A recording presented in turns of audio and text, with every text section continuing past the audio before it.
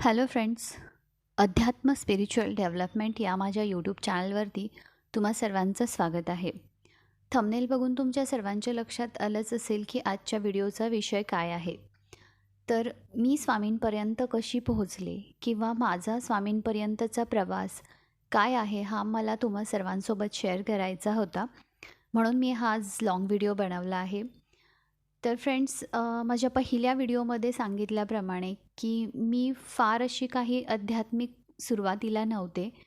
नास्तिक वर्गामध्येच मोडणारी इतकी पण नाही, पण हां, फक्त पूजा अर्चा, आरती करणे, नमस्कार करणे देवाला इतक्या गोष्टी करत होते. पण ग्रंथ वाचन, पारायण वगैरे या गोष्टी मी कधीच केल्या नव्हत्या. पण माझ्या आयुष्यात ज्याप्रमाणे मी पहिल्या व्हिडिओमध्ये सांगितलं आहे की अशा गोष्टी घडल्या, त्यामुळे त्यातून डायव्हर्ट होण्यासाठी मी अध्यात्माकडे वळले. आणि त्यावेळी मी बरेच आध्यात्मिक व्हिडिओज बघत होते. बरेच ताईदादांचे व्हिडिओज होते, त्यामध्ये स्वामींच्या सेवेबद्दल सांगितलं जायचं की स्वामींची पारायणे सारामृताची असतील किंवा गुरुचरित्राची असतील, कसं करावं याविषयी माहिती दिलेली असायची.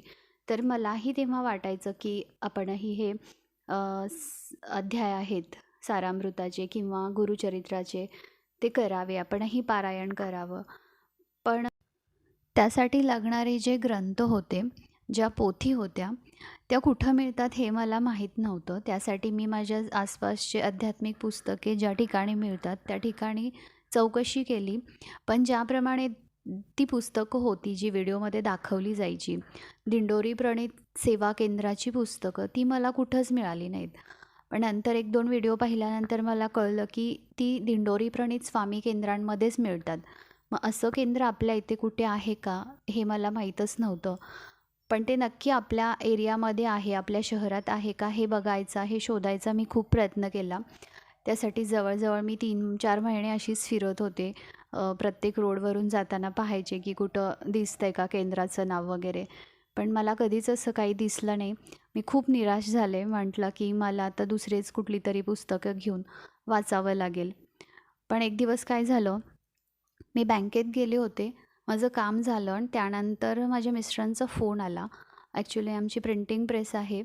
त्या प्रेसमध्ये पॅकेजिंग मटेरियल हवं होतं त्यांना. ते एका कामामध्ये बिझी होते. तर ते मला म्हटले की "तू येता-येता घेऊन येशील का?" तर मी बोलले, "हो, मी आता फ्री झाली आहे. मी येताना घेऊन येईन. फक्त मला ॲड्रेस सांगा कुठं आहे." तर त्यांनी मला सांगितलं ॲड्रेस. त्यानुसार मी चालले. पण चुकून एक टर्न चुकीचा घेतला गेला. कदाचित तोच माझ्या लाईफमधला एक महत्त्वाचा टर्न ठरला.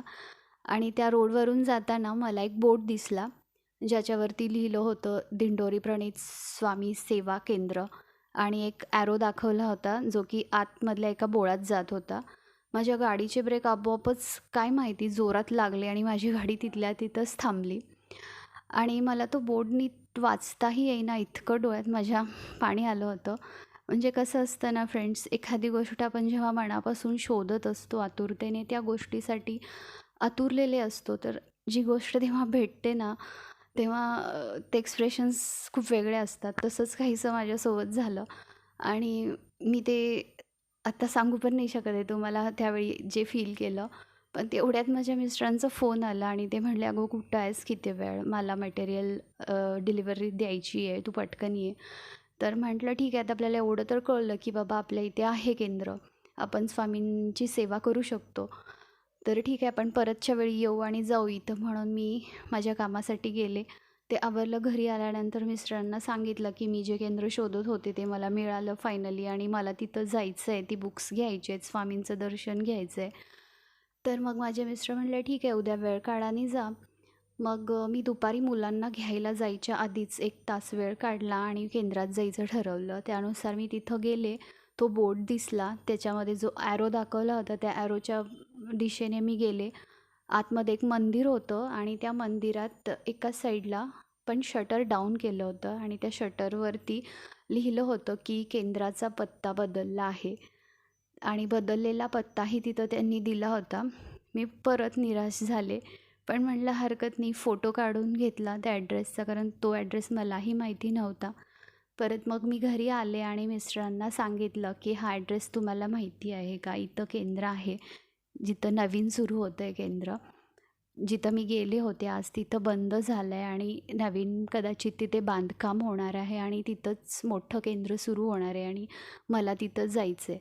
तर ते बोलले, "आपल्या तुझ्या बँकेत जातीस ना, त्याचं मेन ब्रँच आहे. त्याच्या समोरच एक पेट्रोल पंप आहे. त्याच्या मागे असेल कदाचित." असाच ॲड्रेस सांगितला इथं. तर मी बोलले, "ठीक आहे, उद्या मी परत वेळ काढून जाईन तिकडे." तर मी दुसऱ्या दिवशी परत उत्साहाने सगळं आवरलं आणि 1 तास मुलांना घ्यायला जायच्या आधी वेळ काढला. कारण मुलांना घेऊन आले की परत माझं बाहेर जाणं होत नाही. म्हणून म्हटलं की त्यांना घ्यायला जायच्या आधीच आपण जाऊ. आणि मी गेले. त्या पेट्रोल पंपावरच्याच दादाला विचारलं की "दादा, इथे स्वामींचं केंद्र कुठं आहे?" त्याला काही कळलं नाही. मी म्हटलं, "इथं स्वामी समर्थ महाराजांचं मंदिर कुठे आहे?" तर तो म्हणाला, "हां, इथं मागच्या साईडला आहे, जा." तर रस्ता कुठून आहे हेच मला कळेना आणि तितक्यात तोही दादा तिथून निघून गेला होता आणि दुपारची वेळ असल्यामुळं जास्ती कोणी तिथं नव्हतं. मग मी एका साईडला गाडी पार्क केली आणि चालतच पेट्रोल पंपाच्या मागे गेले. तर गेल्यानंतर तिथं जायला रस्ताच नव्हता. खूप उंच असं ठिकाण होतं आणि तिथून उडी मारावी लागणार होती.